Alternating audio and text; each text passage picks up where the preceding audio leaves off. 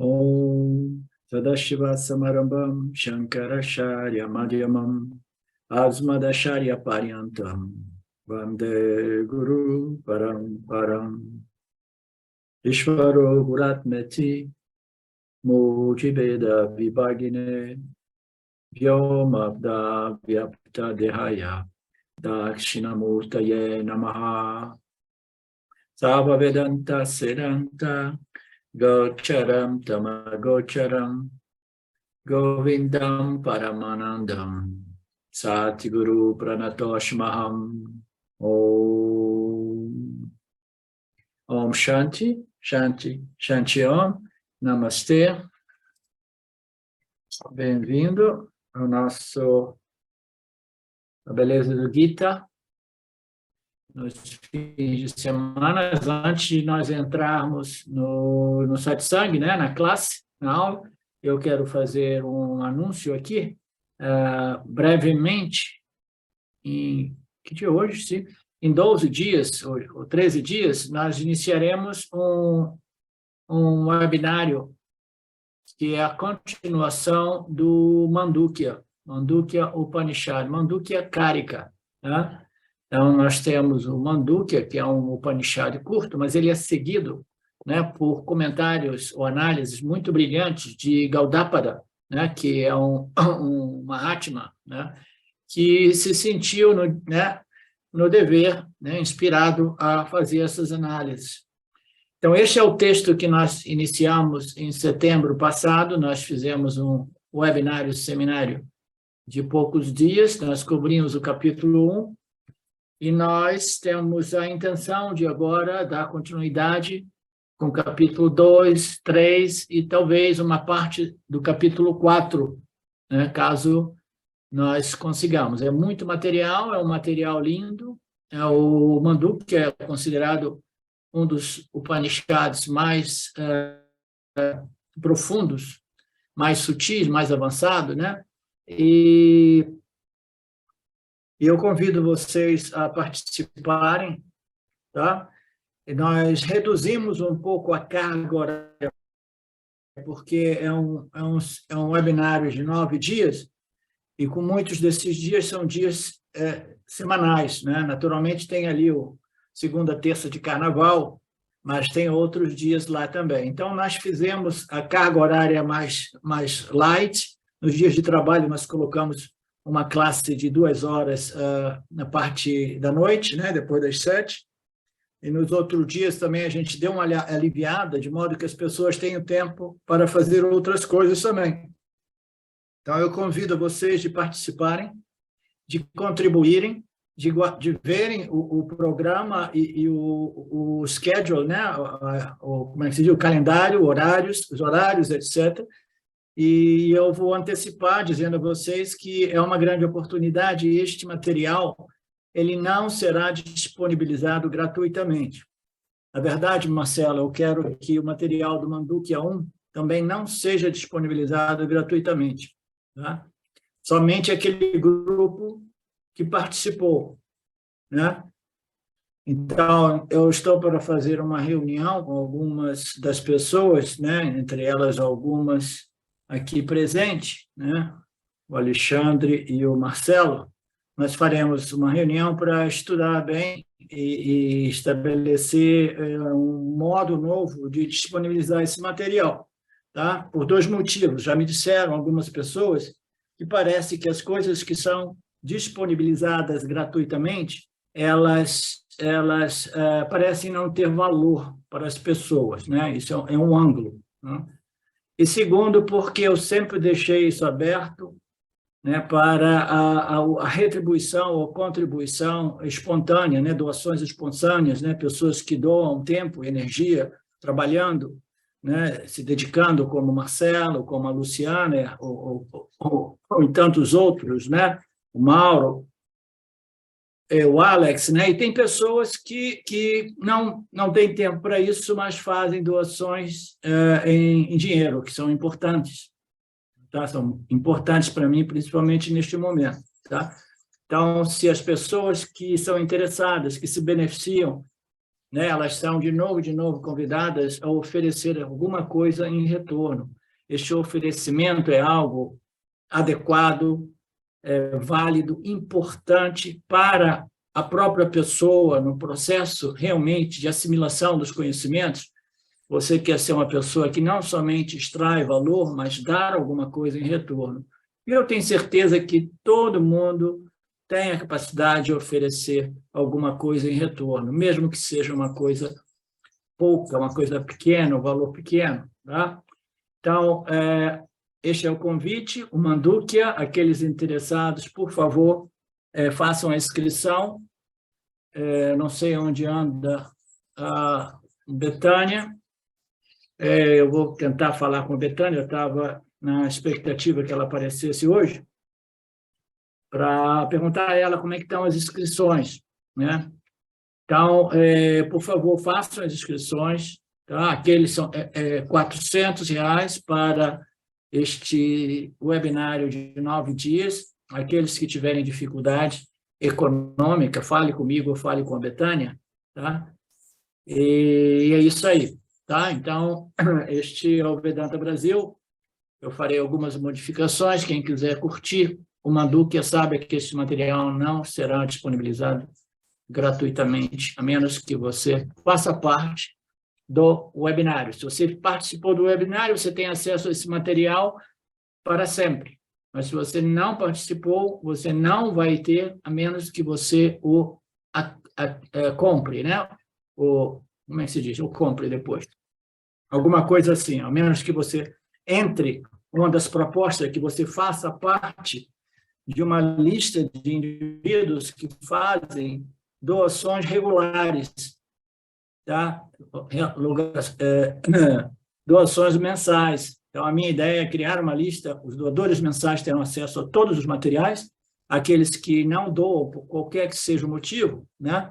Eles terão acesso a essas aulas dos weekends e mais alguns trechos, né, de alguns seminários, webinários, classes que serão disponibilizados no YouTube. Infelizmente, eu tenho que fazer isso porque as doações elas caíram a nível muito irrisório ultimamente. Tá? Nós sabemos que é um momento de dificuldade, mas, ao mesmo tempo, eu sei que existem milhares de pessoas, ou centenas de pessoas, fazendo um monte de dinheiro no internet, vendendo ideias, vendendo isso, vendendo aquilo, entendeu? Nós estamos aqui disponibilizando esses ensinamentos e eu sei que muitos de vocês valorizam, vocês não são muito, né, o caso aqui, mas existe, né, nós temos centenas de pessoas que estão envolvidas nesse trabalho. No grupo tem 3.000 pessoas ou mais, mas aqueles que estão realmente envolvidos, né, gravitando em torno a este Shravana Manana Nididhyasana, deve ser algumas centenas, né?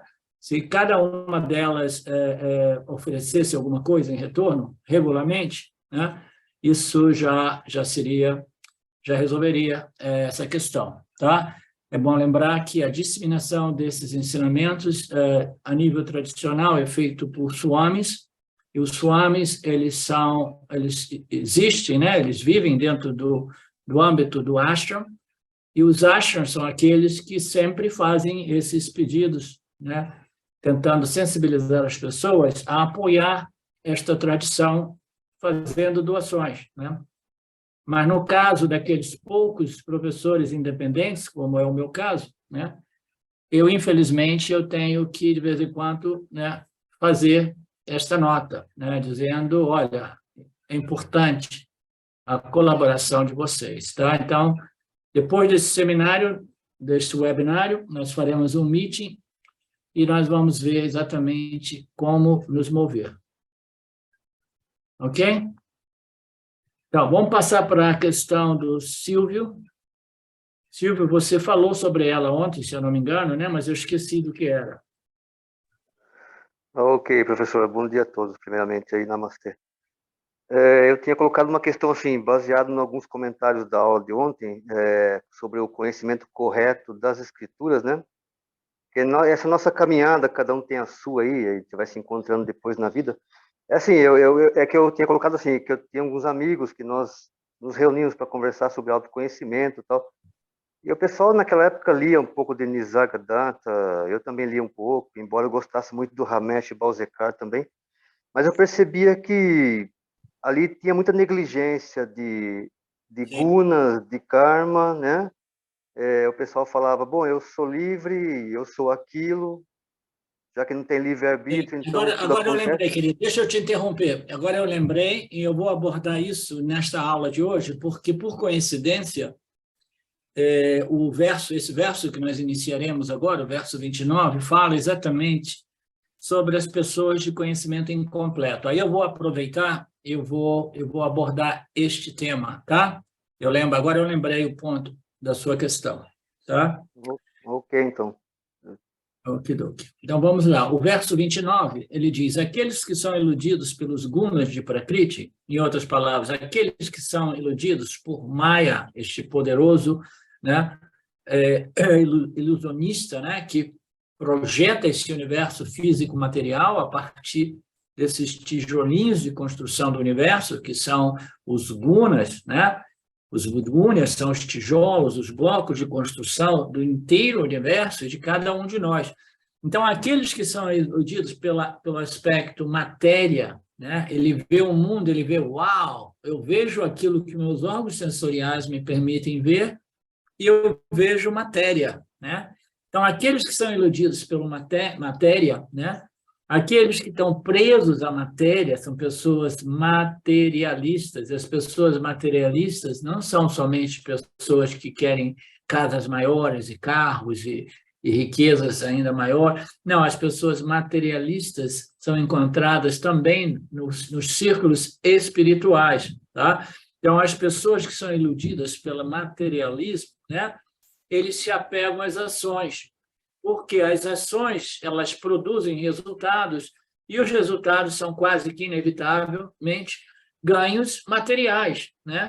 Ganhos de melhoramento, né? Melhoramento mental, físico, emocional, ganhos de bens mundanos, etc. Então, elas são pegadas às ações dos gunas, aí de novo aparecem as ações que fundamentalmente faz parte do dinamismo, né, promovido pelas energias do poderoso Maia. O poderoso Maia, ele não somente ele projeta o universo de objetos inertes, mas ele projeta também alguns objetos que dinamicamente se movem, respondendo aos estímulos dos seus meios ambientes. Então, esses objetos que se movem e respondem aos estímulos, eles são chamados de jivas. Eles existem a nível de germes, bactérias, eles existem, né, esses organismos, né, existem do nível mais sutil, né, do nível até o nível mais complexo, que é o organismo humano, né? Então, tudo isso é o quê? São ações, né? Elas são promovidas pelas gunas, pelos pranas, pelas energias de Maia, né? Porque o universo inteiro é energia, né? Então, aqueles que são iludidos pela matéria, eles se apegam às ações e seus resultados. Então, eles ficam presos no samsara. Samsara nada mais é do que um mundo construído a partir da matéria, das energias sutis, né? Que nada mais são que matérias sutis. Então, eles ficam presos no mundo. O homem de conhecimento completo não deve perturbar aquelas pessoas imaturas que possuem conhecimento incompleto. Ok? Então, aqui neste contexto, o Lord Krishna, ele apresenta o conceito de conhecimento completo e conhecimento incompleto, ok? Este conhecimento incompleto, ele se refere, dentro da análise apresentada por Swami Paramarthananda, e as análises dele são muito profundamente pesquisadas, né, estudadas, porque eles estudam esses textos segundo as exposições de Adi Shankaracharya. Eles estudam em sânscrito, ok? A língua original, as exposições de Shankaracharya. Então, se Shankaracharya apresentou esta, né, exposição, esta interpretação deste verso deste modo, o Swami Paramarthananda traz a interpretação de Swami Shankaracharya, né? E simplesmente nós devemos respeitar essa interpretação. Ele diz que o conhecimento incompleto é o conhecimento da matéria. O que é uma pessoa materialista? Perceber, conhecer, né? Admitir, né? Que tudo que existe é matéria. E, no máximo, energia também, né? Que nada mais é do que matéria sutil, né? Então, as pessoas que só dão atenção, só percebem, né? Só têm conhecimento, experiência do mundo material e não do mundo espiritual, né? Elas possuem um conhecimento. O jiva humano, ele chega aqui para ser um experienciador e um conhecedor, e ele quer conhecer essa escola chamada a vida, manifestação, o universo. E através da interação com esse campo, né, de experiência / conhecimento, ele vai obtendo conhecimento. E não importa o quanto estudioso e o quanto sábio essa pessoa seja em termos de fenômeno físico, material, científico, né? Então, ele tem ainda um conhecimento incompleto. Ah, mas eu estudei todas as ciências, eu tenho um conhecimento completo. Você estudou todas as ciências dentro do âmbito de Mitya. Você estudou a ciência da realidade? O quê? Ciência da realidade? Sim. Você estudou a ciência de Satya? E o cientista, né, vai dizer assim, não, eu nunca ouvi falar desse tal de Satya, né? Então, as pessoas de conhecimento incompleto são as pessoas que só têm conhecimento, só se interessam pelo conhecimento científico, né? Fenômeno, objetos, né? Que podem ser objetivados e conhecidos, né? Nós estávamos falando na aula de ontem a importância do desenvolvimento gradual de uma perspectiva objetiva a respeito do nosso ahamkara, né? O nosso complexo corpo-mente. Já no início é mais fácil a gente objetivar o corpo físico, porque a gente pode tocar, ver, ouvir, né? Às vezes ele faz barulho interno, externo. Então, a gente tem uma capacidade de objetivar o corpo físico, né? Mas nós não temos menos facilidade de objetivar o nosso corpo mental, tá? Por quê? Porque quando o mental emocional ocorre, imediatamente eu não objetivo, eu digo, eu sou esta emoção, eu sou esse pensamento, né? Então, a objetivação do corpo sutil, desse aspecto mental, né, emocional, intelectual, é mais sutil, é mais difícil, né? Então, o que é o conhecimento completo?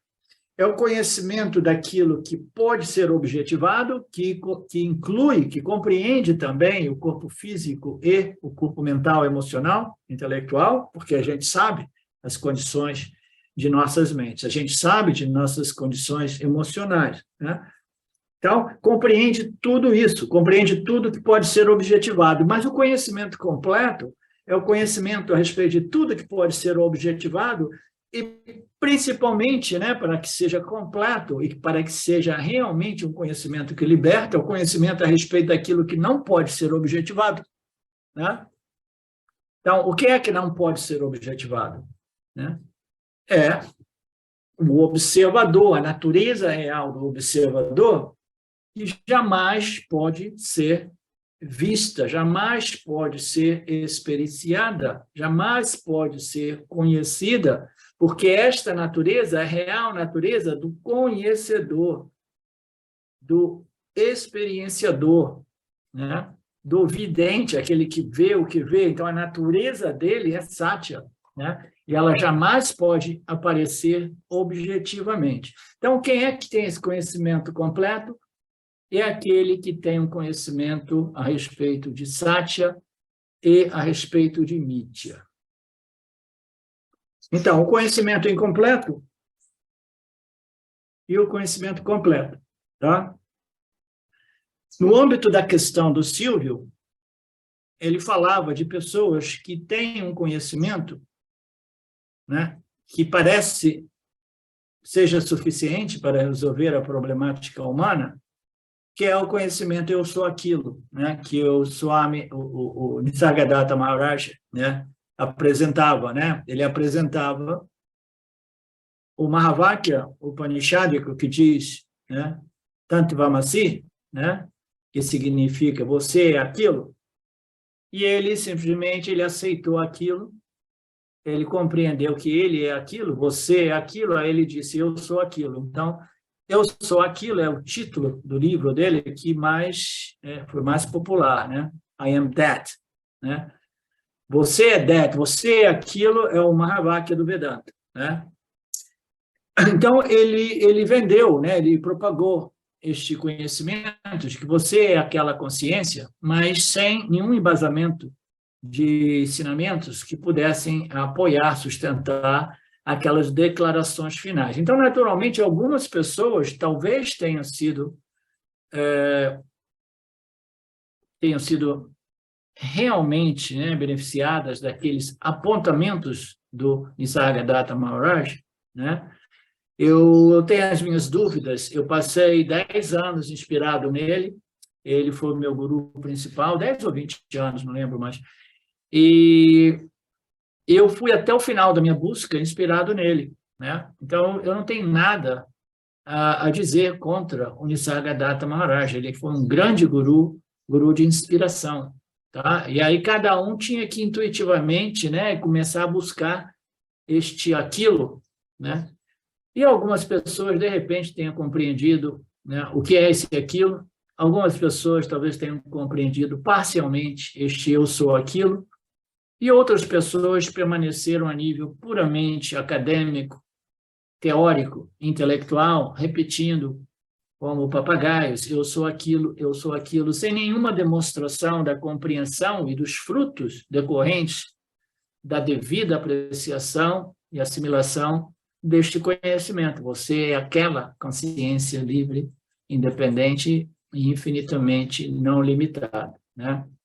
Então, o que é um conhecimento completo dentro do âmbito deste verso? É o conhecimento a respeito da matéria do universo e o espírito, a essência do universo. Qual é a essência do universo? A essência de qualquer coisa é aquilo sem o qual essa coisa não é mais uma coisa, tá? Você não pode, uma vez que você chegue na essência, na real, a essência também é vista qual é a verdade fundamental. O que eu sou, a questão mais importante da experiência humana, o que eu sou, né? Então, quando a gente vai, né, fazendo essa investigação do que eu sou, a gente chega, de repente, a níveis mais profundos, mas ainda assim, não é a essência final, né? Não é a essência final. O que é a essência? A essência é aquilo sem o qual eu não sou nada, tá? Qual é a essência? A essência fundamental do oceano. Quem que pode me dizer qual é a essência essencial, né, do oceano? Água. Quem que falou? Oh, você não vale, né, Marcelo? A essência do oceano é a água. Por quê? O oceano não pode viver sem a água.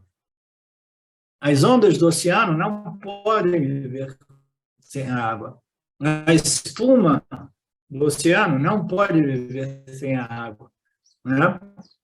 As bolhas que ocorrem na espuma não podem viver sem a água. A água é a essência, né, de todo esse fenômeno chamado oceano, né? Então, o universo é um outro tipo de fenômeno, um fenômeno muito mais abrangente do que um mero oceano, né? Então, nós temos o cosmos, o universo. Qual é a essência, né, a natureza essencial deste universo? Então, as pessoas querem compreender o que é a essência a nível de energias. A essência do universo é energia. Eu tive alguém que me fez um comentário numa postagem minha no Facebook dizendo que era energia. Aí eu expliquei alguma coisa e, muito gentilmente, eu falei, você me desculpe, mas eu vou silenciar você. Esse é um grupo de Vedanta. Se você diz energia, porque você não estudou ainda, você não faz parte desse grupo, literalmente, e você não compreende que existe Satya, que existe Mithya, né? Qual é a essência deste universo dentro do âmbito de Mithya? A gente pode dizer é o espaço, porque é o primeiro elemento que acomoda, né? Acomoda todo o universo. Mas se a gente for analisar a níveis mais profundos, a gente pode dizer que são os gunas. E daí vem essa história toda de gunas, tudo é somente os gunas. Porque o espaço é uma derivação dos gunas, entendeu? Os gunas se combinam, o aspecto mais sutil das três energias é para produzir o espaço sutil, tá? Então, o espaço, ele já não é a causa de si. A causa de si é o quê? São os gunas, né? E quem que causou os gunas? O Prakriti de Maya, o poderoso Maya, né? E quem é a causa de Maya? Aí a gente não tem resposta. Quem que causou Maya? Por que Maya? Né? Qual é a motivação de Maya? Essas são questões que são impossíveis de serem contempladas e compreendidas pelo intelecto humano. Mas a gente sabe que Maya faz parte de Mithya. É a linha divisória entre Sat e Mithya, mas é do lado de Mithya. É um poder que projeta a miragem no âmbito da consciência universal. Este poder, ele não pertence à consciência universal, ok? Ele pertence à Mithya. Ainda assim, ele é simplesmente a semente do universo, a semente potencial do universo. Existe e não existe, daí a dificuldade de falarmos sobre o Maya. Então, este Maya seria, então, o quê? A causa essencial do cosmos, do universo, né? Mas se a gente for analisar mais profundamente, a gente vai descobrir que a causa essencial de todo o universo, né, é o quê? É Satchitananda, né? A gente pode dizer que é Maya e Ishvara, porque Maya e Ishvara, Maya vai produzir as três energias, e Ishvara vai combinar as três energias e criar essa infinidade de configurações, que são os objetos, né, de todos os universos, sejam eles densos ou sutis. Né? Então, nós temos a causa, a natureza essencial deste universo, que é o espírito, voltando para a história do espírito. Tudo o resto é matéria e energia. Quando a gente vai buscando a causa, e a gente passa por cima de Maheshwara, tá? Com a ajuda dos ensinamentos dos Upanishads, aí a gente compreende. E tudo ocorre como um reflexo dentro do âmbito desse espelho chamado Satchitananda, ou Brahman, ou consciência e existência. A única realidade significa de natureza não dual, que significa um sem o outro, né? Ilimitado. Então, o que é um conhecimento completo? É um conhecimento que compreende o aspecto físico, energético, material, né? E compreende a causa, que é um outro discurso filosófico colocado como uma causa. E nós veremos isso no Mandukya. É difícil dizer que realmente a consciência causa alguma coisa, por diversos motivos. Primeiro, porque é algo que não faz nada, é a carta. Então, o que ela causa? Né?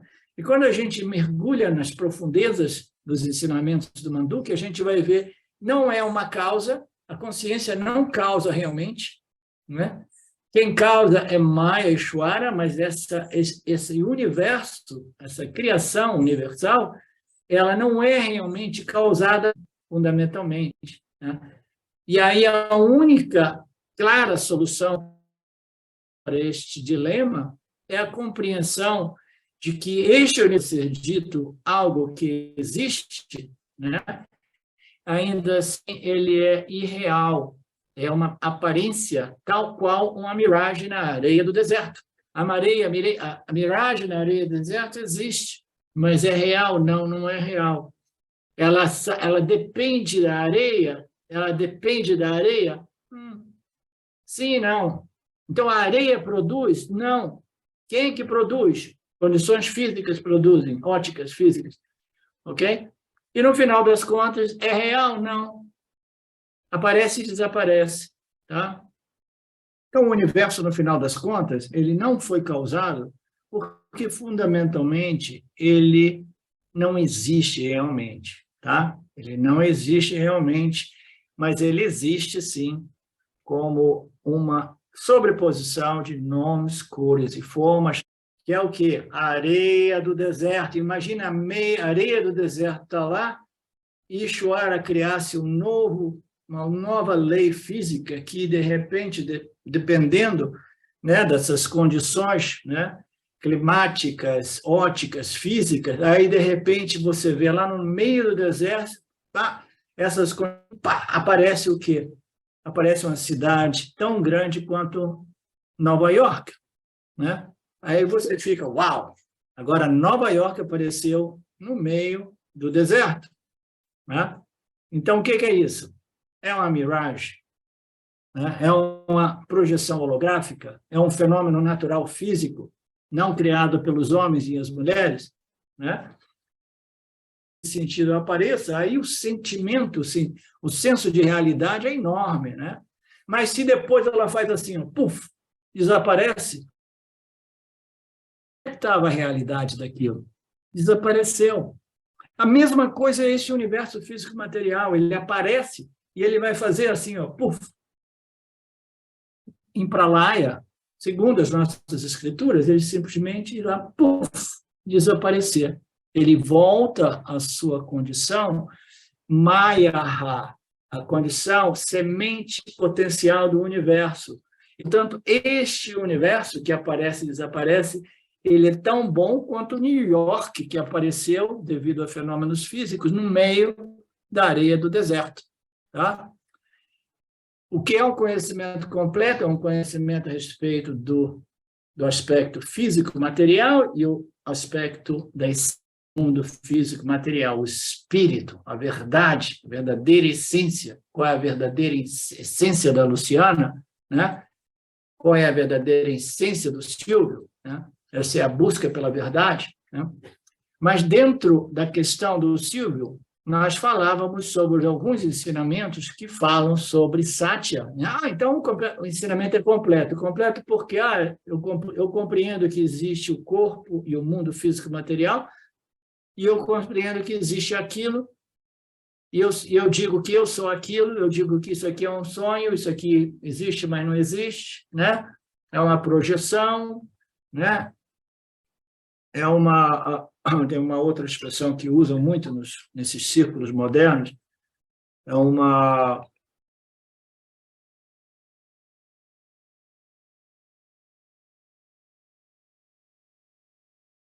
simulação, etc., etc., todos esses conceitos vagos e abstratos que as pessoas não compreendem bem, né? Eu sou aquilo e eu não sou isso. Este mundo físico material, ele é um sonho, tudo é somente, né, a consciência. Tudo é a consciência e eu sou a consciência, era um mantra dos anos 80, principalmente dos anos 90, 80, 90, depois de Nisargadatta Maharaj, né? Tudo é a consciência e eu sou esta consciência. Tá? Então, qual é o problema deste conhecimento espiritual, que deveria ser o autoconhecimento? O problema desse conhecimento espiritual é que ele diz, eu sou aquilo, né? Eu não sou nada dessa natureza física, e ele não conhece nada, não compreende nada a respeito de sua natureza física. Mas, ainda assim, ele vive dentro do âmbito do físico material. E ele, sem compreender que este físico material, né, existe, sim, mas existe como uma mera projeção, e dentro dessa projeção você tem que conhecer esta ordem aparente, Mithya, de tal modo que você possa viver em harmonia com as leis que regem essa ordem aparente, de modo que você possa desenvolver mais vaguna, mais e mais sabedoria, que te permita reter efetivamente, colher os frutos desta declaração, eu sou aquilo. Senão a declaração é simplesmente uma repetição verbal. Então, você precisa de compreender, não somente eu sou Satya, compreender Ishvara, Jiva, Jaya, Mithya. Então, essas pessoas, Silvio, que você se refere, são pessoas que não tiveram o conhecimento, não se expuseram aos ensinamentos do Bhagavad Gita, do Karma, do Dharma, né? Eles dizem, eu sou aquilo. E aí elas vivem em conflito. Pessoas que eram meus amigos no passado, né? Eles fizeram esse atalho, eu sou aquilo, eu tive um vislumbre, eu tive um barato, eu tive uma epifania, eu sou aquilo, mas ainda assim ele vive em mítia, sem saber que ele está vivendo em mítia. Ele emite essas pessoas totalmente operadas por suas vássanas, seus desejos. Os desejos e aversões não foram refinados ou purificados através da prática do Karma Yoga, né?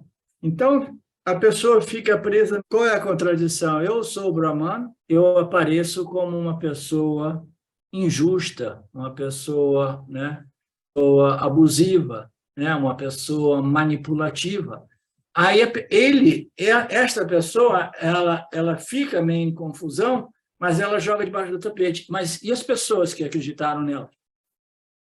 As pessoas que seguem essas pessoas, elas ficam ainda em situações mais difíceis. Eu conheci diversos grupos e diversas pessoas associadas a essas tais professores espirituais, porque foram abusados economicamente, sexualmente, né? Verbalmente, né?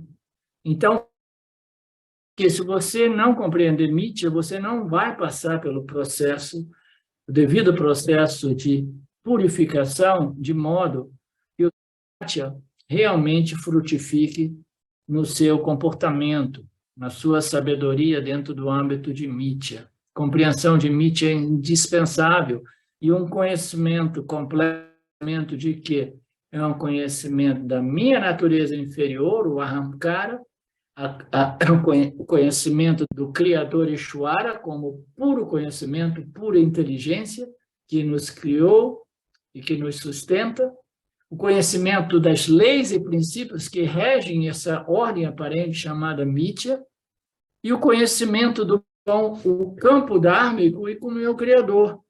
Se você não tem esse conhecimento, o seu conhecimento não é completo. Você simplesmente diz, eu sou Ahankara, cheio de problema, mas eu mantenho esta minha declaração, eu sou aquilo, mas eu retenho a minha ignorância, eu sou Ahankara, eu sou movido por minha ignorância, utilizo deste refrão, eu sou aquilo, toda vez que eu sou pego agindo de modo absolutamente indevido, né? Eu digo, vale tudo, eu sou livre, isso aqui é simplesmente um sonho, uma projeção, eu sou livre, né? E para fazer o que eu quiser, não importa. Você entende, Silvio? Perfeito, professor, perfeito. É isso mesmo que eu pensava a respeito e eu achava tudo aquilo meio incompleto mesmo. Yeah. Esse conhecimento, cara, é uma coisa incrível. Vocês têm sorte de estarem lidando com um professor por tudo isso. Eu era inspirado por Nisargadatta Maharaj, by Papaji, by Maharaj, né? E o reconhecimento ocorreu para mim antes do Vedanta. Mas ainda assim, meu conhecimento era incompleto. Eu tive a clara compreensão de que eu era consciência. E aquela compreensão teve um impacto tremendamente positivo na minha vida. Mas, ainda assim, eu não tinha a compreensão do que, né, o que é o Dharma, o campo dármico e suas leis, né? Eu não tinha como o Jiva funciona, eu não sabia que eu estava sendo movido por, fundamentalmente, muito ignorantes. O autorreconhecimento, eu sou a consciência, uma quantidade dessas vastas ignorantes, né? Uma grande extensão dessas vastas, mas ainda assim permaneceram essas vasanas. E eu não compreendi tudo. Por quê? Porque eu sabia que era consciência, né? Mas ainda assim eu tinha algumas vasanas, entre elas, ser reconhecido como um guru, como um sábio, e ter discípulos, entendeu? Eu queria mudar de vida, eu queria fazer do meu reconhecimento a minha nova carreira, né? Eu queria respeito, apreciação, expectativas, criando conflito na medida que elas não eram preenchidas, né? E aí eu fiquei numa confusão, assim, poxa, o que aconteceu comigo? Eu tive esse reconhecimento, transformou, sofro, eu estou sofrendo, e eu não sabia como interpretar tudo isso, até minhas mãos, tá? Então, quando o Vedanta chegou em minhas mãos, eu comecei a mergulhar em todo aquele conhecimento e comecei a me afastar e cancelar todos os meus vídeos, né, que diziam que eu sou aquilo, você é aquilo. Eu fui saindo daquilo e entrei no meu processo de estudo e treinamento, né, com os iniciados, tá? Somente mais tarde eu compreendi que a minha compreensão não era completa, o meu conhecimento era incompleto. Eu sabia que eu era consciência, que tudo era consciência, né? Mas eu não sabia exatamente o que significa ser a consciência. Até mesmo o conhecimento eu sou Satya, ele muitas vezes ele permanece incompleto. A pessoa tem uma sacação que eu sou a consciência, mas ele não compreende que eu sou a consciência significa que eu sou cheio, inteiro e completo, e eu não preciso mais nada. Se essa compreensão for clara, o que ela vai fazer com as vássanas que estão sempre querendo se completar? Se essa compreensão for cristalina, e eu sou Ananda, eu sou Ananta, inteiro, cheio e completo, eu sou não dual, eu sou a única realidade, né?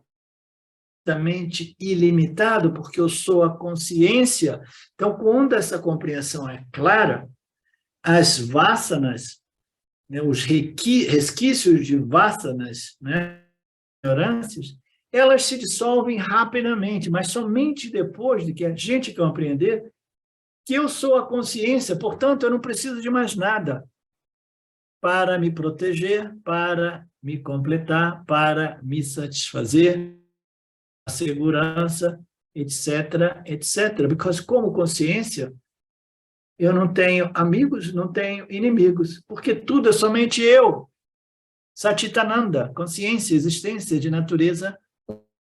Tá? Então, esta compreensão, até mesmo quando a pessoa compreende realmente Satya, ela não compreendeu a terceira aspecto desta compreensão.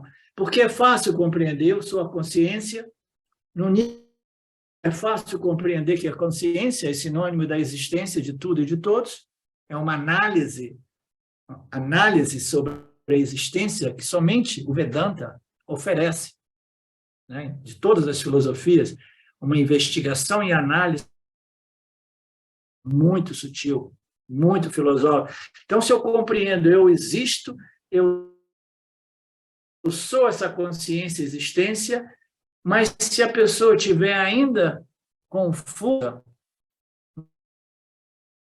ficando ainda com a matéria, ela vai ter dificuldade de compreender que aquilo que eu sou é infinitamente completo e ilimitado. Tá? Então, quando você sabe, eu sou inteiro, cheio de realidade, tudo e todos somos essa única realidade, né? Então, o efeito que se tem no intelecto humano é que vai queimar, né? Vai queimar as vasanas que ainda ficam ali mendigando por coisas, pessoas, circunstâncias, situações, para me completar, me proteger, etc., etc. Tá? Então, o conhecimento completo é o conhecimento eu sou Satya, e Satya não é eu sou consciência e existência, eu sou consciência e existência infinitamente. E aí, para ser realmente completo, eu tenho que compreender a minha natureza Ahankara, compreender a natureza de Ishvara e compreender a natureza de Jagata. Aí eu posso realmente colher os frutos deste conhecimento. Eu sou Satchitananda. Vocês entendem? Quem é que não entendeu claramente isso?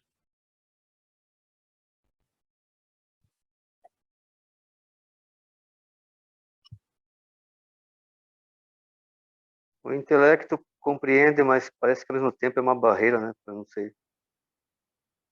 Qual é a barreira?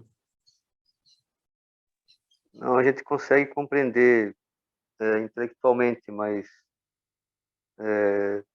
aí surge algumas questões que dão uma bloqueadinha assim.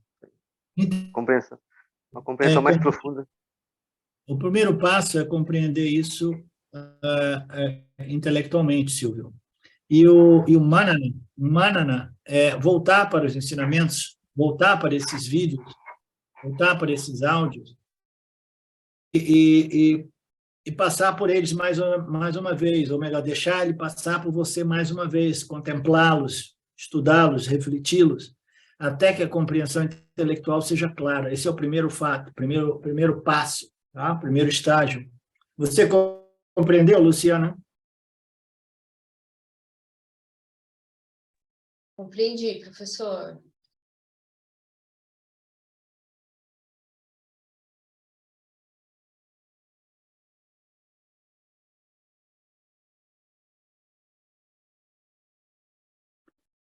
Estes três, né, não devemos esquecer, para três termos, né? Ahamkara e complexo corpo-mente, todos eles significam a mesma coisa. Ok, Felipe?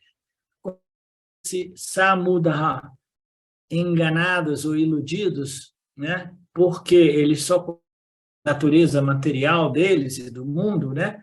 Eles são os Anyanis, e eles estão completamente perdidos, iludidos, presos, amarrados no samsara. Então, significa que eles não possuem nenhuma objetividade, voltado para a objetividade, né? Eles não têm objetividade a respeito da natureza, né? Eles só veem o mundo objetivo, físico, material, aquilo que os órgãos sensoriais podem captar. Eles querem dois conjuntos de leis, um para o Ahamkara e outro para as outras pessoas. São aquele outro ponto, né, a respeito do fato de que as pessoas,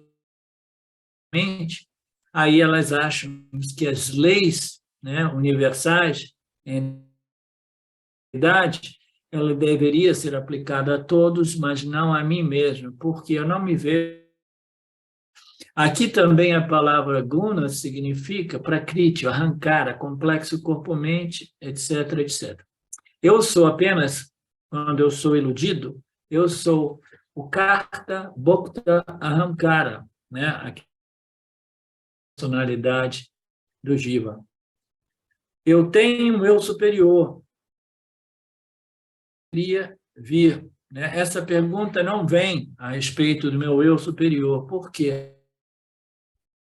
Mantém essa pessoa ocupada por toda a vida, né, em que correndo atrás das coisas do samsara, né? A materialidade do universo, ele só quer conhecer aquilo que está fora dele como objetos de consumo, ele passa atrás dos seus objetos de desejo.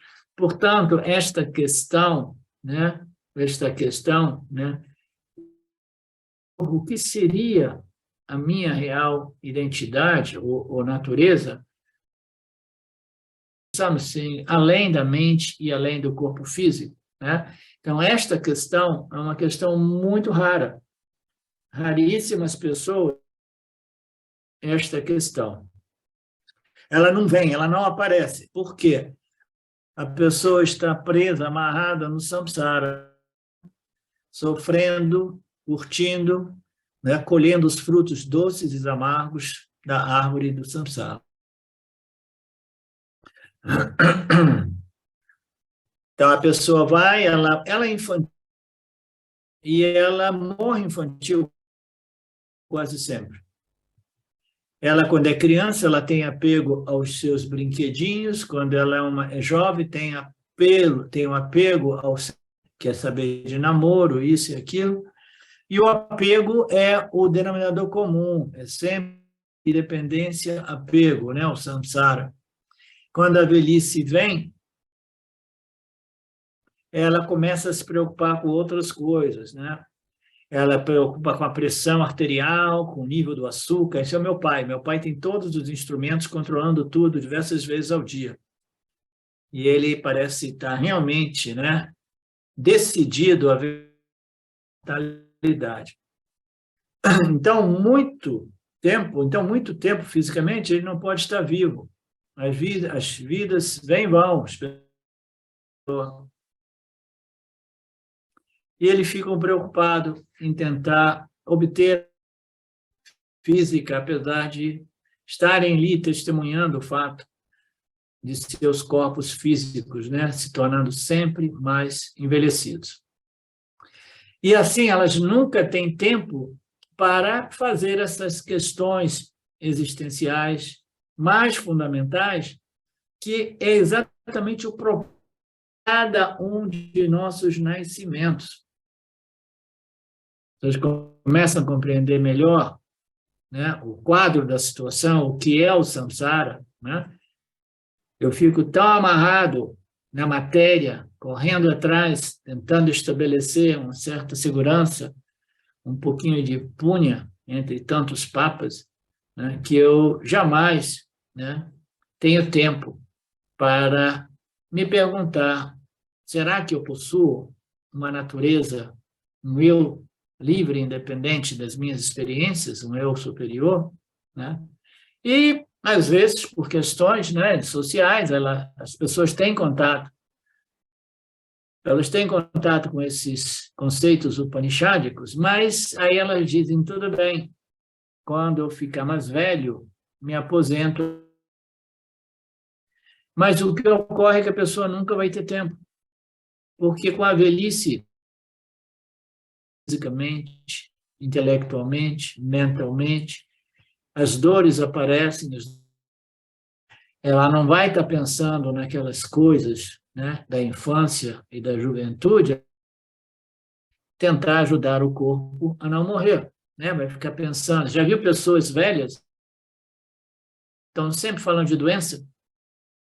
Eu lembro disso, que quando eu vi isso, né? Poxa, para de falar de doença, avô. Fala de falar de doença, tia. Eu falei: que estranho, essas pessoas falam de doença, né? Aí depois eu vi o meu pai, né? E agora eu vejo pessoas que eram meus amigos, né? E também estão sempre falando de doença. Naturalmente, amigos são somente aqueles como vocês que estão interessados em se libertar, né, desta ignorância cósmica, né? Então, eu gradualmente fui os que têm conhecimento somente a respeito da matéria e do ahamkara, né? O Ocidente sabe, eu tinha amigos lá em Ubatuba e naturalmente, gradualmente, eu me afastei. Não é que eu me afastei, eu não busco mais nenhuma interação com as pessoas, mas eu amo a interação com as pessoas que querem compreender essa natureza superior. Se as pessoas não têm interesse em compreender e reivindicar essa natureza superior, eu não tenho mais nenhum motivo de socialização. Então, as pessoas não têm nunca tempo. E aqui ele fala: as pessoas não têm nem tempo mais para o Brasil nos finais de semana. A gente vê aí, né, as pessoas desaparecendo, os problemas, outros karmas, outras encrencas, outras dificuldades, situações. E as pessoas vão abandonando aquilo que é o mais importante, que é a busca da minha natureza livre e independente de todos os que estão ocorrendo neste planeta, né? Então, elas abandonam o que é mais essencial, né? Imunização aos papas. Então, eles ficam amarrados no arrancar, amarrados no samsara eternamente adiante, porque eles têm sempre outros interesses no mundo físico, inclusive, né, quando o corpo físico começa a envelhecer. E o que você pode fazer em relação a essas pessoas perdidos na matéria, perdidos? O que deve fazer o Jnani? O que deve que ele deve dar a tais Anyanis, né? E aqui o verso 29 diz, o Yanni, esse homem sábio de conhecimento, não deve ficar lá cutucando os Anyanis, não deve ficar perturbando, não deve, olha, eu vou te dar uns conselhos aqui que vai transformar a sua vida, né? Não deve. Nós veremos isso no Bhagavad Gita, né? Deixe os ignorâncias por conta de Ishvara, o grande teacher, né? O grande guru, em seu devido tempo, né? Dá determinadas lições que serão compreendidas por essas pessoas imaturas de conhecimento incompleto. Então, aqui ele pergunta, e o que deve fazer o Yanni em relação a essas pessoas? Qual conselho a gente vai poder dar, né? Eu escrevi um satsang bacana, publiquei ontem à noite no Facebook Vedanta Brasil. Deixa eu aproveitar para ler o último parágrafo, que é um satsang longo. E a pessoa perguntava, né? E como é que é? Eu compreendo o Satya, mas ainda assim eu sofro, né? Eu tenho problemas, eu sofro de emoções negativas, de mau humor, né? A questão é do mau humor, né? O que eu posso fazer rapidamente, né? Mais rapidamente possível para resolver esse problema do mau humor, né? Dos sentimentos negativos, né?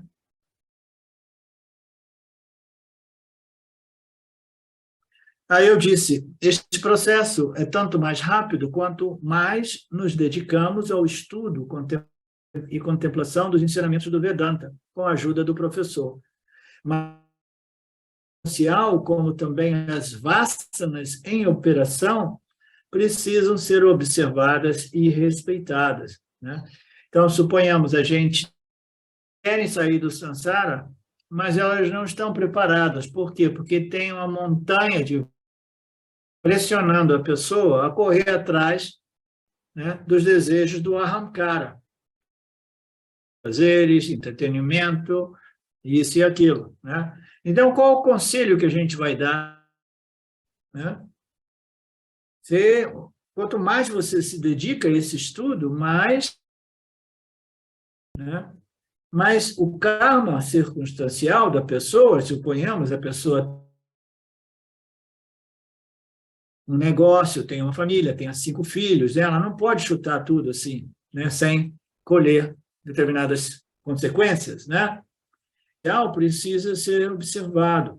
E as vasanas em operação, né? O que estou querendo dizer? A pessoa pode dizer assim, não, eu quero saber, eu encontrei uma pessoa atrás que estava flertando com Vedanta, depois que começou a fazer algumas perguntas, pessoas amigas. Aí jantamos uma vez, 2 vezes, eu apresentei alguns conceitos e a pessoa, não, eu quero, porque eu quero, é a coisa mais importante, conhecer esse meu eu superior, eu quero conhecer a verdade. Agora já se passaram e a pessoa está perdidinha, como eu imaginava, né, no samsara. Entendeu? Não tem tempo. Porque as vasanas, elas são, né, para dizer um termo bacana, elas são fodas, né? Elas são fortes, né? Aí eu coloquei dizer, por exemplo, um momento de muita clareza após ter assistido, né? Agora eu estou ampliando, após você ter assistido uma classe Chaves, né? Você pode decidir claramente, eu sou Satya e eu quero reivindicar minha natureza Satya, portanto, agora eu vou dedicar 1 hora por dia ao meu Nididhyasana. Mas aí, no dia seguinte, você tem que lidar com diversas outras vasanas, exigindo aquele mesmo tempo. Né? E aí, como é que você faz? Ontem você teve uma clareza, no dia seguinte, em vez de fazer a sua 1 hora de estudo, de contemplação, meditação, você está exigindo, né, aquele tempo para outros ganhos, né, ganhos do samsara. Você pode, no dia seguinte, ter que lidar com diversos mesmo tempo de dedicação. O que você vai fazer? Qual o conselho que eu posso te dar? Né? Eu não posso te dar nenhum conselho forçada. As vássanas não podem ser suprimidas, elas precisam ser transcendidas através de profunda compreensão. As vássanas não podem ser suprimidas, a maturidade não pode ser forçada, assim como os nossos karmas não podem ser negligenciados. Este processo é gradual. Então, dá de conselho. Né? A gente não dá conselho. O Yanni, que não é um professor, também deve seguir essa linha e parar de ir por aí tentando dar conselho para as pessoas, a menos que as pessoas pedir conselho. E se elas pedirem conselhos, você diz, olha, conselho eu não dou, mas eu vou compartilhar esse conhecimento, né, libertador com você. Se você quiser, não é conselho, eu vou compartilhar um ensinamento que é muito libertador, que te fará uma pessoa mais sábia de assumir as rédeas da sua vida. Então, um indivíduo imerso no samsara, imerso, né, no corre-corre do samsara, ele não precisa de nenhum conselho, não é? E mesmo que a pessoa, raramente as pessoas pedem conselho, né? Só quando elas estão em muita dor mesmo, elas pedem conselho, né? Mas aí é melhor a gente não aconselhar, mas, de repente, né, sugerir, né? Né, lê esse livro, né? Ou considere isso, considere aquilo, né? Para se autoajudar. Agora, Krishna diz, nunca peça às pessoas confusas, às pessoas perdidas no samsara, renunciar. Ele vai dizer para a pessoa, você tem que renunciar ao samsara. Minha vida é uma confusão, cheia de problemas, e, né, estou sofrendo muito esses dias, né? Você jamais pode dizer para a pessoa, olha, você tem que renunciar ao samsara, abandona o samsara. Né? Como é que você vai dizer isso para a pessoa? Você sabe que essa é a única solução, mas você sabe que a pessoa está absolutamente não preparada para isso? Eu jamais digo à pessoa deixar o samsara e ir para a floresta, como o Krishna, o Arjuna, esperava que Krishna dissesse a ele, tudo bem, agora que você compreendeu, né, você vai para as florestas, estude as escrituras e faça o seu Shravana, Nididhyasana, Manana, Manas, a floresta, né? Não, você jamais deve dizer para as pessoas renunciarem aos seus papéis. Jamais pode fazer o discurso que o karma te aprisiona, etc., etc. Aquele é um discurso, é um ensinamento que você faz só se a pessoa estiver já dentro do âmbito desses estudos. Se a pessoa estiver preparada para você realmente expor claramente o problema. Eu jamais esqueço, uma vez eu fui convidado para ir numa cidade lá no interior de São Paulo, quando a primeira vez que eu vim para o Brasil. Esqueci o nome. Eu fui lá e o cara estava entusiasmado com pessoas, e as pessoas estavam absolutamente, né, cruas a respeito daquilo que eu ia apresentar. Comecei a dizer para elas que os objetos de experiência, eles não contêm a felicidade. Foi um choque para as pessoas tão grande, foi um choque. Eu quase que fui insultado.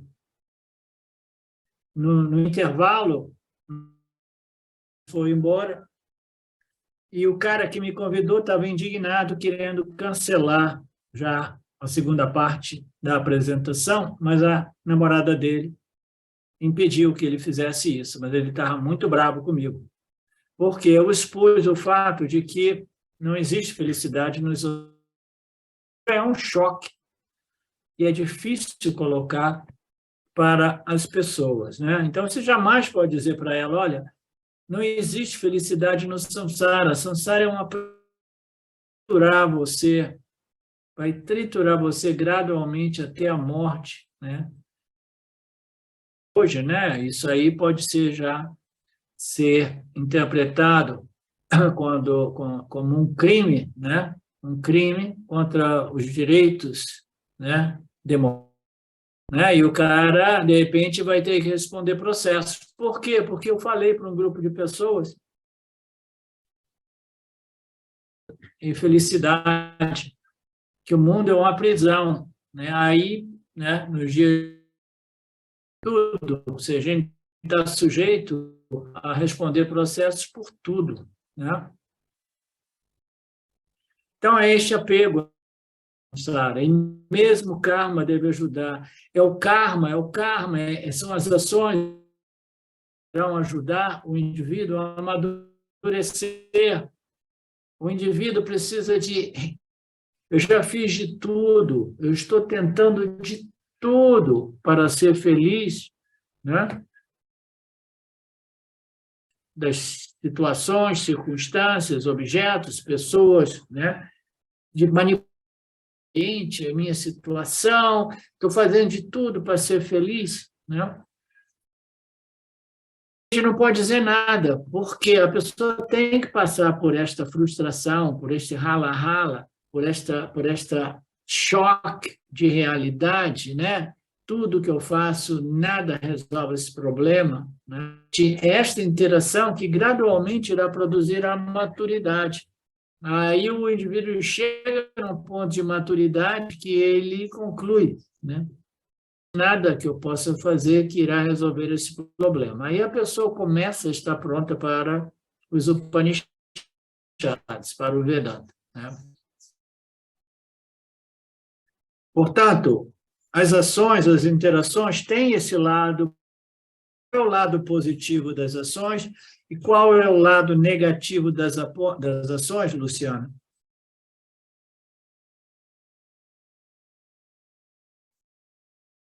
O lado negativo, professor, é que a gente fica vinculado, né? Se você não usar do lado positivo, que seria o amadurecimento, você pode cada vez ficar emocionalmente mais abalado e vinculado ao samsara. Ok, então, o lado negativo dessa...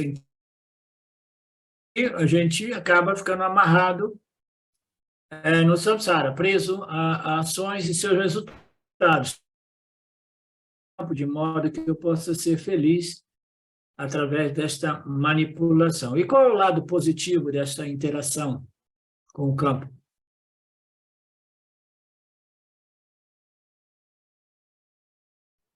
O amadurecimento, né, professor? Crescimento.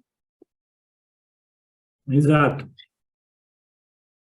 Então, a interação com o campo, né, que é uma coisa necessária, ela seja colocada no âmbito do Karma Yoga,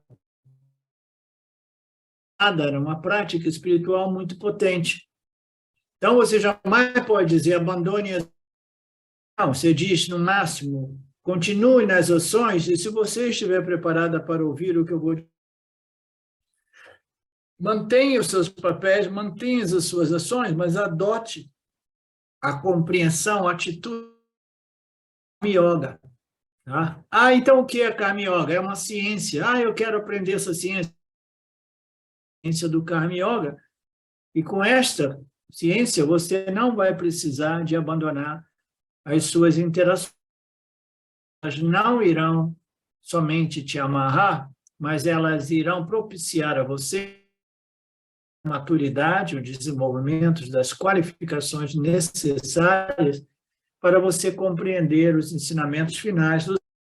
Você possui uma identidade superior, e essa identidade superior é livre das experiências da sua identidade inferior, né? A única compreender, né? Reivindicar e viver a partir daquela perspectiva da minha identidade superior ou através da minha identidade inferior, porque eu não consigo viver, transacionar sem a minha identidade inferior, né?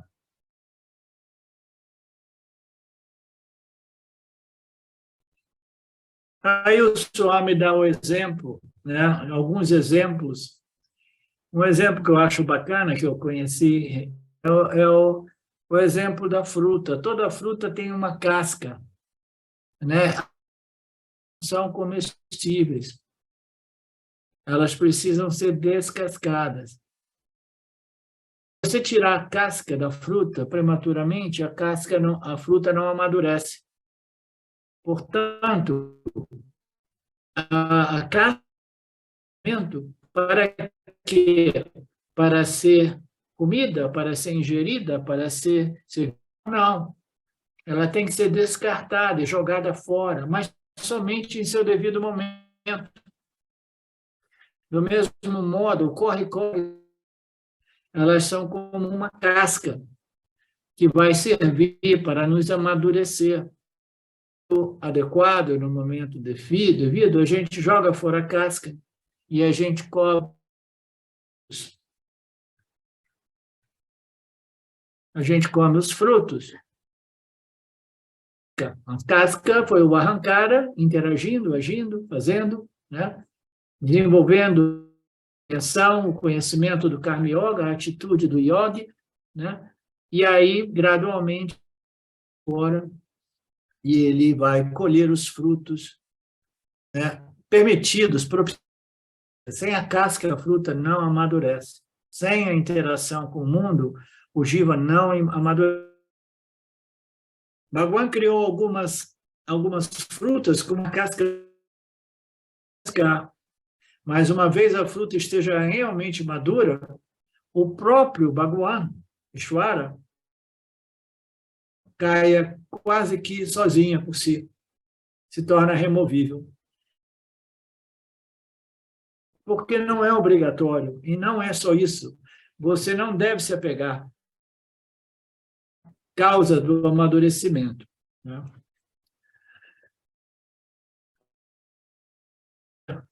Um oportunista, eu não devo jogar fora a pele amadureça e retire-a. Quando estiver madura, né, você irá atingir moksha, o autoconhecimento.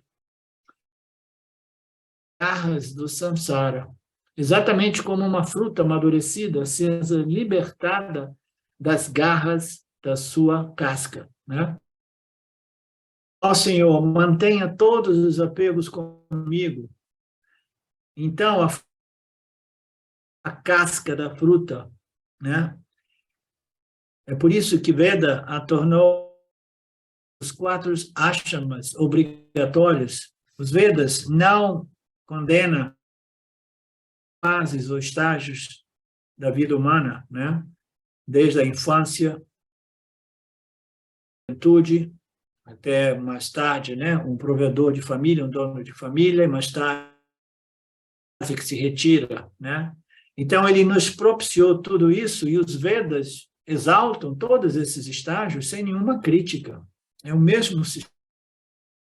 Quando nós nos voltamos para esse conhecimento, né? Esse conhecimento primário, esse conhecimento da verdade, né? Nós temos que respeitar os nossos karmas, né?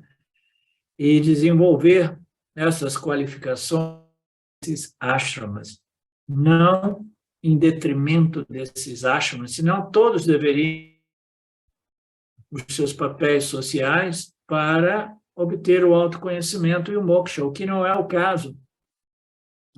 A maioria das pessoas que têm conhecimento e moksha, eu ouvi isso dizer de alguns swamis, são pessoas grihadas, como donos de família, como pessoas no mundo, né? Eles não precisam abandonar Por isso, nós temos esses grihasthamas. Então, a família, os filhos, os deveres sociais, tudo isso vão ser gradualmente me amadurecer, desde que eu viva dentro de um conceito, dentro de, né, religioso, espiritual, um conceito realmente védico. Se eu vivo dentro daquele contexto, não se eu vivo num mundo perdido no samsara, sem valores espirituais, morais, éticos. Não, aquilo são samsaras perdidos e o mundo está repleto desses seres, né? Não, mas se eu vivo dentro, né, dentro dos conceitos éticos, morais, espirituais, que nos foram revelados no início pelo Criador, né? Então eu não tenho nenhum problema. Eu vou passar por todos esses aparentes obstáculos e eles virão simplesmente para me fortalecer. Como essa pessoa diz, antes do casamento eu tinha 5 teorias sobre a passagem final. Ele fala até mesmo ter filhos é parte deste processo. É uma difícil, né? Você tem que desenvolver o quê? Vairagya em filhos, né? Porque as crianças são cheias de energias, os seus desejos, e algumas delas são incontroláveis, né, essas crianças. A pessoa me disse, antes do casamento, antes de ter os filhos, educar os meus filhos.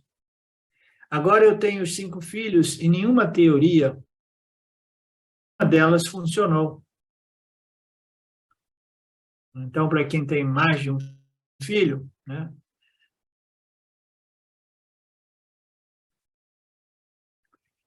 é um desafio, ter filho no mundo, né, como participantes dentro da sociedade, sim, mas isso vai nos permitir crescer, desenvolver, amadurecer.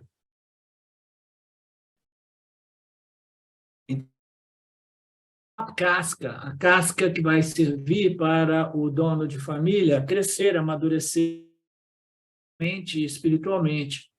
E uma vez a pessoa esteja amadurecida,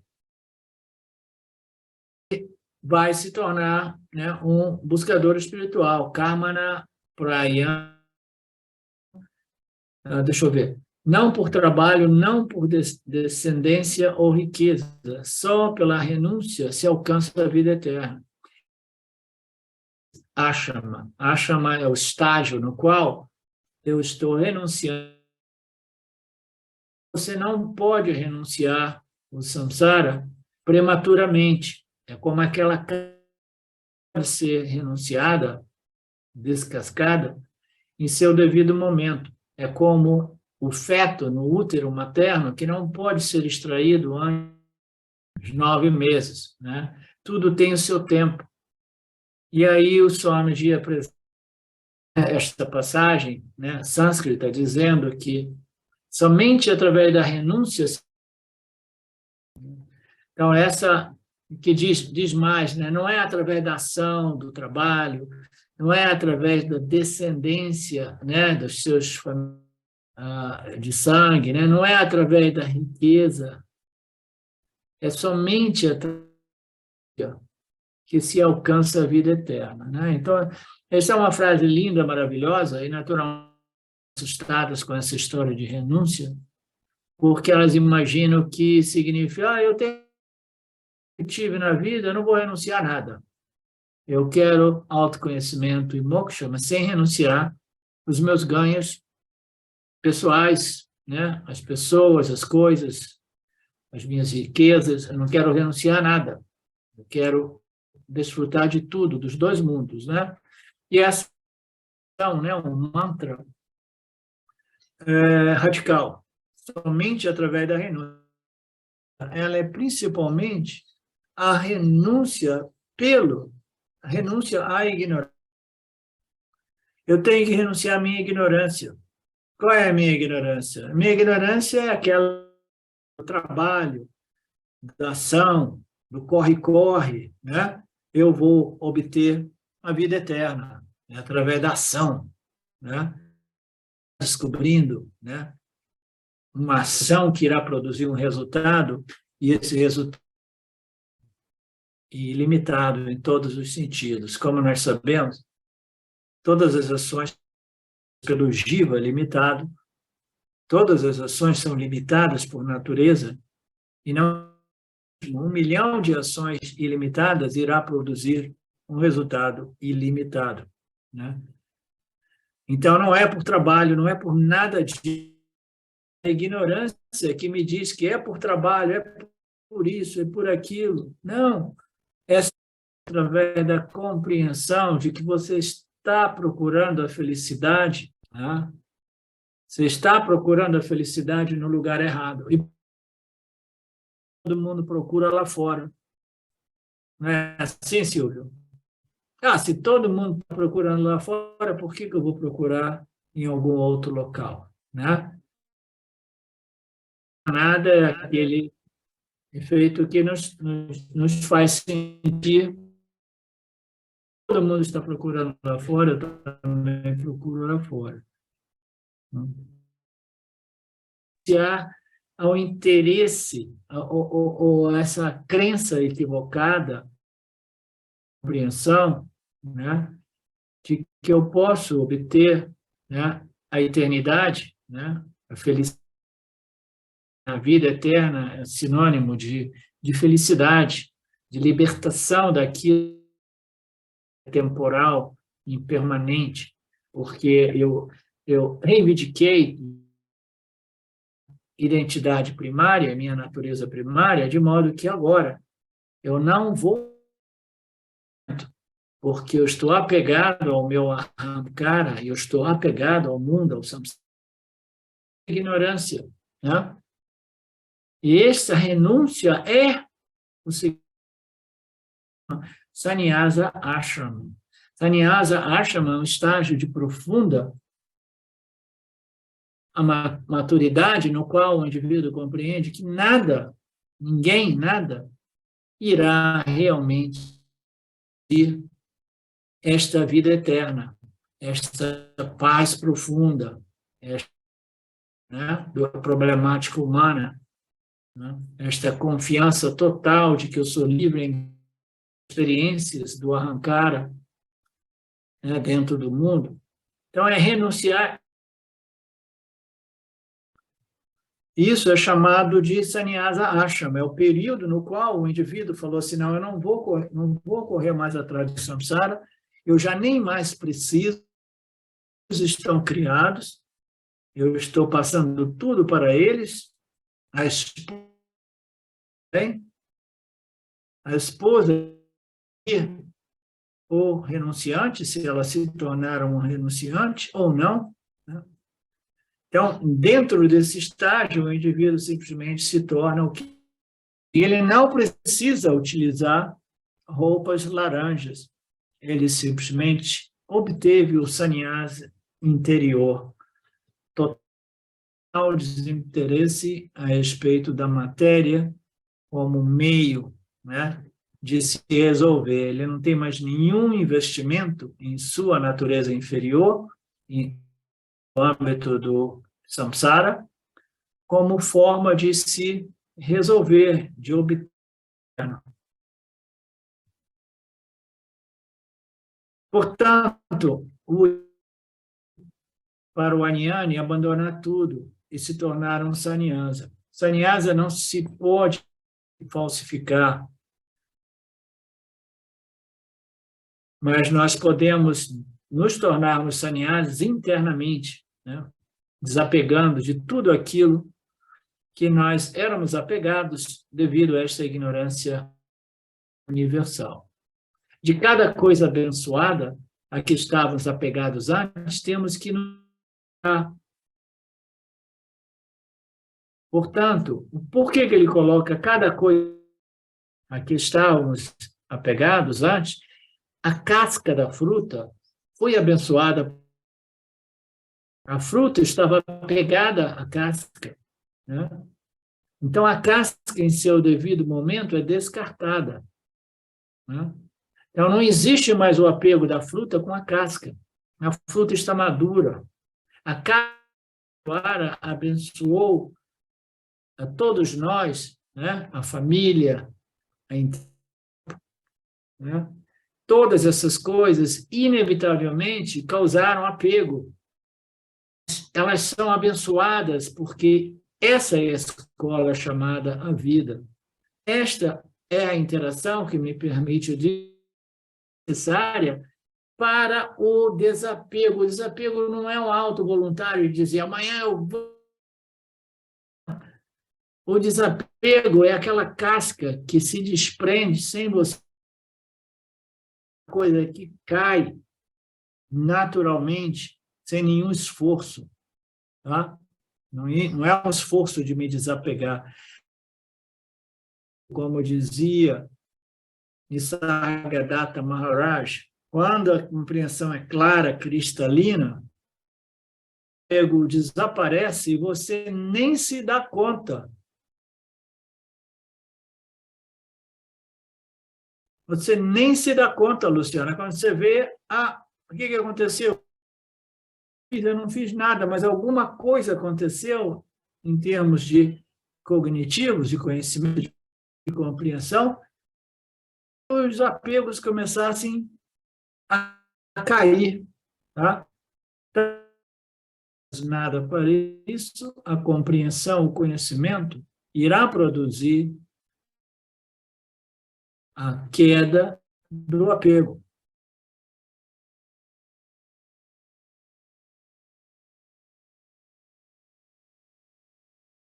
Portanto, o que o Yang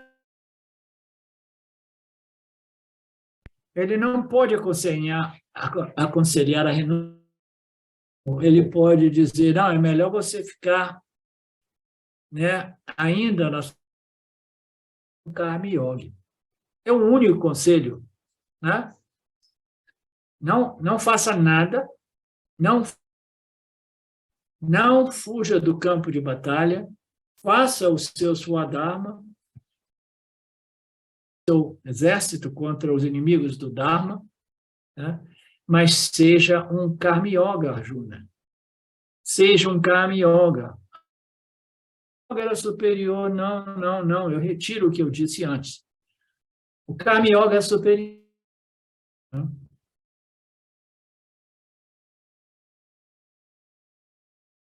Aí o Felipe, que já não está entre nós, diria assim, isso é uma contradição. Não é uma contradição. Simplesmente, né, uma afirmação baseada no fato de que para o Karma Yoga é superior. Mais tarde, o Yana Yoga será superior.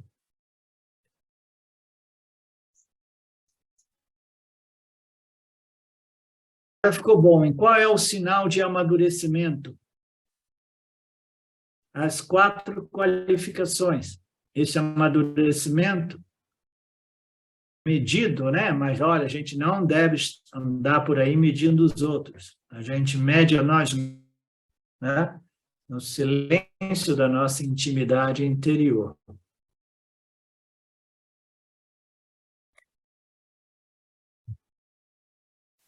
Então, a primeira qualificação, né? Essas qualificações, elas são, às vezes, apresentadas como os quatro Ds. D de dados. D de dados. O primeiro é a discriminação. Então, o que é a dificuldade de discernir, de fazer uma leitura de uma situação de modo quanto possa ser. Quanto mais discriminação, existe muito Sattvaguna, né? Quanto mais satívica é a minha mente, né? Mais eu vou ser capaz de discernir e fazer uma leitura da situação, fazer uma determinação, né, válida da situação. Então, esta é uma faculdade que todo ser humano tem, a faculdade né, de determinar, de escolher, de discriminar, de discernir outra. Todo ser humano discrimina, escolhe, mas, infelizmente, essa faculdade de discriminação é operado quase asanas do indivíduo. Como assim? Eu discrimino o que eu gosto, o que eu não gosto. Eu discrimino entre o que eu quero porque eu não quero. Então, eu estou desperdiçando este poder intelectual chamado viveka, discernimento, escolha, discriminação, né? Então, essa capacidade de escolha, de discriminação, de determinamento, né? Ela é desperdiçada quando eu utilizo somente com base ao que eu gosto e o que eu não gosto, o que eu quero e o que eu não quero. Então, esta é a base da problemática, quer que seja, em qualquer ângulo do universo, a minha existe a dualidade, existe, né? E onde existe a dualidade experienciador, experienciado, e onde existam experienciadores com a capacidade de escolha, de determinação, né? Onde existe essa capacidade, essa faculdade, de uma problemática enorme, porque o agente experienciador estará experienciando e catalogando as experiências como essas eu gosto, aquelas eu não gosto. É inevitável, é humano. A gente experiencia catalogando tudo isso como o que eu gosto e o que eu não gosto, o que eu vou querer mais e o que eu não quero nunca mais. Então, as formações de vasanas são inevitáveis em dualidade, absolutamente inevitáveis. Vivemos na situação na qual a discriminação, que é uma faculdade maravilhosamente superior dentro da experiência humana, ela é utilizada muito, né, muito basilar, muito assim, negativamente até mesmo, né? A negatividade vem mais tarde, porque se eu são as minhas escolhas e determinação com base somente no que eu gosto, o que eu não gosto, o que eu quero, o que eu não chegar a um ponto que eu vou começar a, né, violar as regras do jogo. Alguma coisa que vai ser em detrimento aos outros e ao campo dármico. Estou começando a pisar nos outros, passar por cima dos outros, né?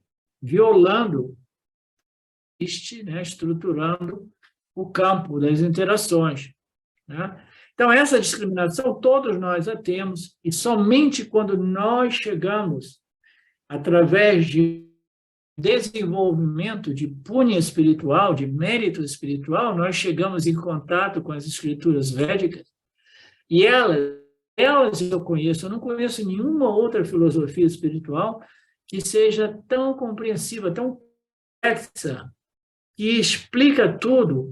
Todas as outras escolas, os outros círculos ou religiões espirituais, em suas filosofias, elas dão normas de condutas a fazer ignorantes, baseadas naquilo que eu quero porque eu quero e aquilo que eu não quero porque eu não quero. A gente precisa de mais do que somente normas de condutas que diz isso pode, isso não pode. Nenhuma criança, quando você começa a educar, isso pode, isso não pode, ela irá se rebelar. Eu estou vendo meu filho, ele tem que ficar gastando um tempão que ele tem, né, porque ele, né, no Brasil ele praticamente não trabalhou, explicando, apresentando a lógica da criança de isso não pode, porque não vai ser bom para você e para os outros, né? Esta discriminação, ela se torna realmente sofisticada, né? e válida e um instrumento de crescimento para nós quando nós temos o mérito de encontrar os ensinamentos védicos e vedânticos, porque ali ele vai explicar todo o sistema de o que é o jiva, o modo qual o jiva é movido por essa ignorância universal e o modo qual o jiva deve reprogramar, né? E redirecionar a sua vida, harmonizando a sua vida, né? As suas palavras e ações com essas leis que estruturam a harmonia do campo dármico, né? Então, o exercício inteligente da discriminação humana só ocorre realmente quando a gente para de discriminar com base do que eu quero e o que eu não quero e começa a discriminar entre o que é dármico e o que é adármico. Então, este é o primeiro nível de exercício inteligente, positivo, desta liberdade humana, deste livre-arbítrio humano, dessa escolha, desta discriminação, desse discernimento, desta determinação do nosso intelecto. Ela só ocorre quando nós entramos na fase de utilício da discriminação para discriminar o que é justo e o que é injusto, o que é dármico, o que é adármico, né? Aí, naturalmente, mais tarde, em seu devido tempo, o buscador, né, da verdade, o buscador de moksha, vai ser convidado a discriminar a natureza superior e a sua natureza inferior, que é o que nós classes do Gita, né? No final das contas, eu vou ter que exercer esta capacidade de discernimento para escolher qual dos dois mundos eu quero, né? Eu quero abraçar, né? A natureza superior, livre e independente desta natureza aparente, ou se eu quero ficar identificado com o samsara. No início, a gente precisa discriminar entre Dharma e Adharma. Discriminar entre Dharma e Adharma é um passo subsequente, tentando seguir o Dharma, né? E gradualmente a gente vai crescendo em maturidade, e aí, movido pelos desejos mundanos, a gente é movido pelo melhoramento de nossa capacidade de discriminação, e aí a gente começa a crescer. Subsequente, nós somos convidados a discriminar entre o eu real e o eu aparente. E essa discriminação é a discriminação mais sutil e simples. Por que ela é mais simples? Porque ela pode ser muito simples, mais de um modo, né? Um deles é que o eu é aquilo que não se modifica. O não eu é tudo aquilo que se modifica, né? Então, se você base, né, primária, o eu é aquilo que não se modifica, é a sua identidade primária, real, superior, e tudo que se modifica é o não eu. Não? Dá um outro ponto de vista, né? O eu é aquilo que não pode ser objetivado. Tudo é o não eu. Então, você só tem que discriminar aquilo que é possível objetificação, que é sujeito à objetividade, ou objetificação, não sei bem em português como se diz, e aquilo que não é sujeito, né? Então, são instruções extremamente simples. A discriminação, o ser e o ahamkara e o mundo é uma coisa muito simples, mas devido à sutilidade deste ser superior, deste ser real, o mais sutil dos sutis, um pouco mais difícil. Por isso, nós precisamos desenvolver uma mente sutilizada, condicionada, né, por muito sátiva, que permite, extremamente simples, mas profundamente sutil.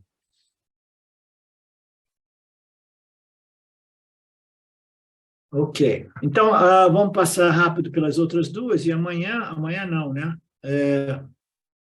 Na próxima semana a gente faz o Gita ainda. Então, a gente vê aqui, se eu tiver tempo essa semana, eu vou falar com o Marcelo e vou convidar vocês a fazer uma classe semanal também, tá? Às 7h30. Vamos ver. Então, o segundo é o Vairagya. Nós vimos a passagem anterior, que diz somente através da renúncia você pode alcançar a vida eterna.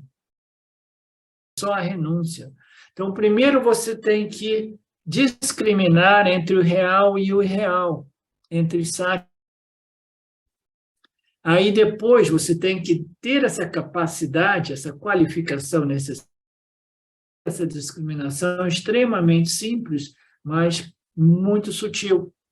Né? Uma vez que você tem a capacidade de discriminar sati e mitya, consciência e existência do ahamkara, né?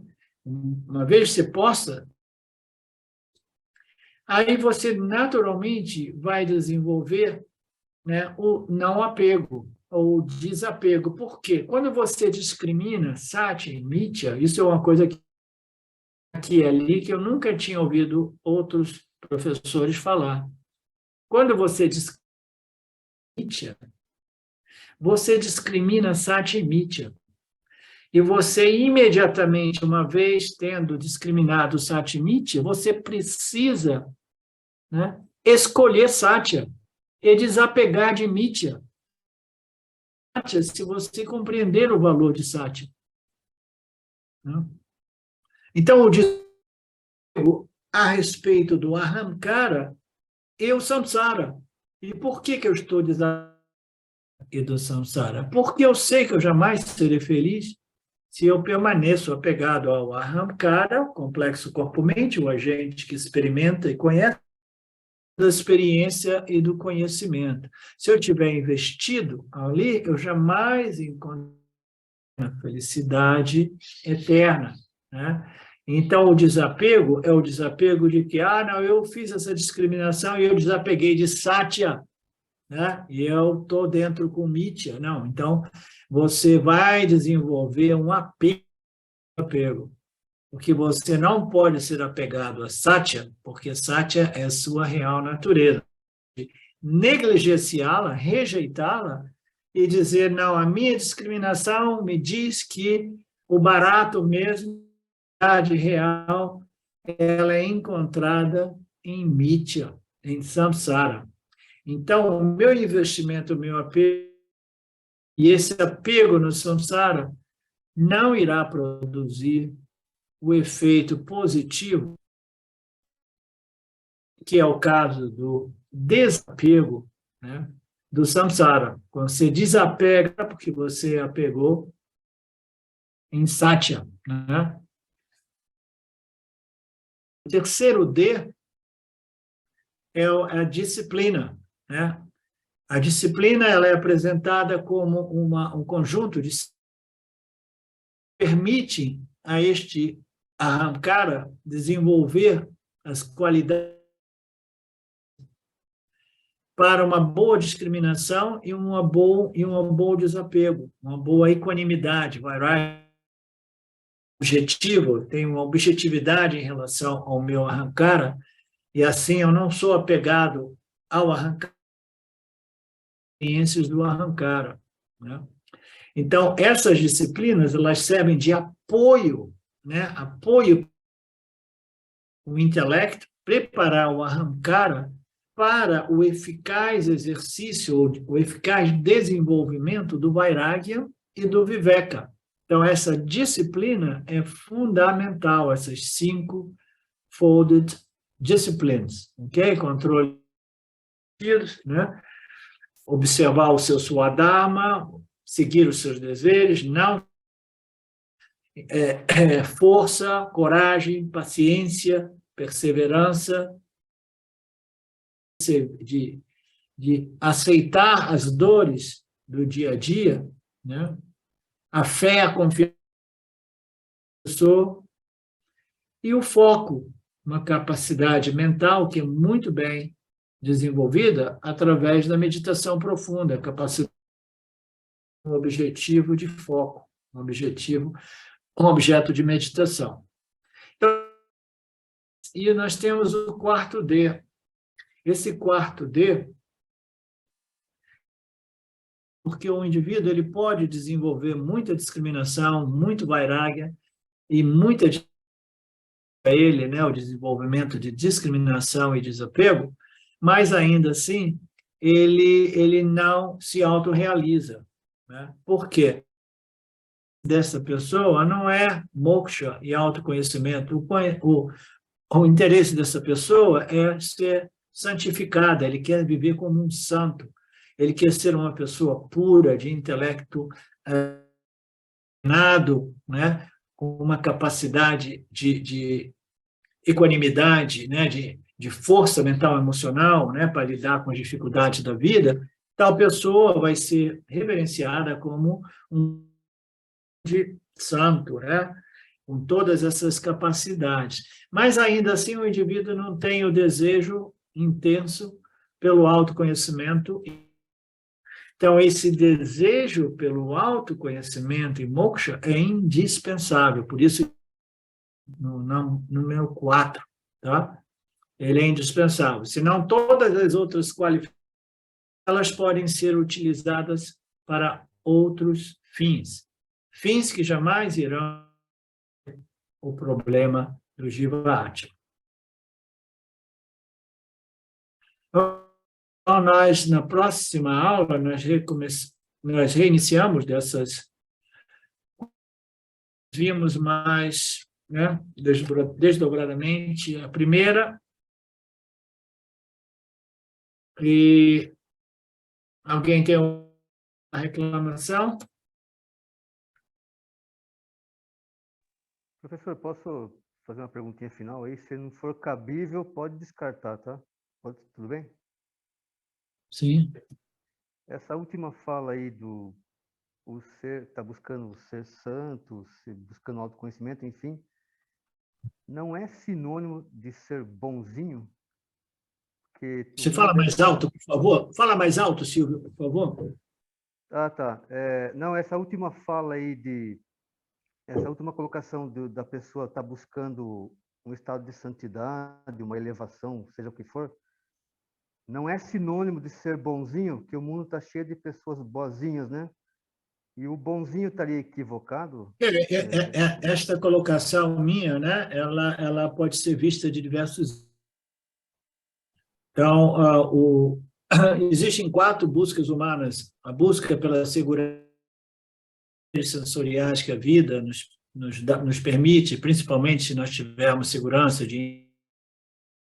E a terceira busca é a busca por melhoramento, por ser uma pessoa com um grande equilíbrio emocional, com grande equanimidade, é uma pessoa realmente apreciável, né? Então, este melhoramento humano é dentro da terceira busca humana, o Dharma, né? Que é o processo de purificação e melhoramento do ahamkara, do complexo corpo-mente. Algumas pessoas param ali. Elas possuem todas as disciplinas, elas possuem essa equanimidade, o vairagya, um bom intelecto, mas ainda assim elas não têm interesse pelo autoconhecimento. Elas se tornam pessoas sábias, mas não sábias no sentido da sabedoria da sua real natureza superior, tá? Aí algumas delas elas são santos, outras delas são bonzinhos, algumas delas são pessoas, né, importantes na sociedade, mas ainda assim elas não são pessoas porque não é o foco delas. Muito embora elas tenham foco, elas têm diversas qualificações boas, né? Outros fins, tá? Ok, professor, obrigado mesmo. Namada Purnamidam Purna Purnamudam Purnasya Purnamadaya Purnameva Vashishyate Om Shanti Shanti, Shanti. Obrigado, Lot. Obrigado vocês. Do Vedanta Brasil. Até a próxima. Namastê. Saudações. Eu quero aqui deixar um pequeno testemunho. Através do estudo do Vedanta, com os ensinamentos sendo esclarecidos especificamente pelo professor Arlindo Nagar, foram canceladas em mim algumas noções que eram relacionadas com a ideia que eu tinha a respeito de alcançar algo que representasse uma grande realização espiritual. Então o Vedanta fez com que, pela compreensão, a minha mente ela abandonasse o papel de buscador espiritual. E isso para mim foi um marco inicial para uma outra relação com o processo de desenvolvimento espiritual, do qual, saibamos disso bem ou mal, é um processo que fundamenta a vida de todos nós. E eu digo isso para estimular todos aqueles que chegam no Vedanta Brasil e entendem que podem se beneficiar da profunda imersão direcionada para o autoconhecimento que é promovida nesse grupo de estudos, que é um grupo que existe graças ao trabalho altruísta do professor Arlindo Nagar, suportado também pelo trabalho voluntário de pessoas que contribuem para a manutenção do grupo de diversas maneiras. E entre as várias formas de contribuir com esse trabalho, as contribuições regulares em dinheiro, elas são necessárias. Então, se você se beneficia do trabalho desenvolvido no Grupo de Estudos Vedanta Brasil, faça uma contribuição. Qualquer quantia é muito bem-vinda.